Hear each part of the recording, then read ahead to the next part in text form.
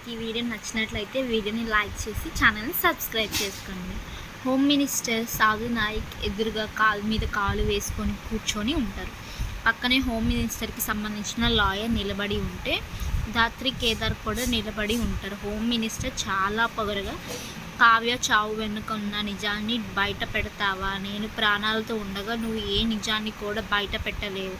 నేను ప్రాణాలతో ఉన్నంత వరకు ఆ కావ్యని జనాలందరూ కూడా ఒక క్రిమినల్ లాగానే గుర్తుపెట్టుకుంటానని హోమ్ మినిస్టర్ అనగానే ధాత్రికి చాలా కోపం వస్తుంది. రే అంటూ వెంటనే రివాల్వర్ తీసి పాయింట్ బ్లాంక్లో తలపై గురి పెట్టేస్తుంది. ఇంకొకసారి కావ్య గారి గురించి ఒక్క మాట అన్నా కూడా నేను చూస్తూ ఊరుకోనని రివాల్వర్ గురిపెట్టి ధాత్రి వార్నింగ్ ఇస్తూ ఉంటుంది. మళ్ళీ అదే అంటాను, ఏం చేస్తావు నువ్వు అని ఆదికేశవ్ పొగరుగా ప్రశ్నిస్తూ ఉండడంతో వీనన్నట్లుగానే ఇక్కడి నుంచి మీరు జైలుకి వెళ్తే క్రిమినల్స్ లాగానే శిక్ష అనుభవిస్తారు.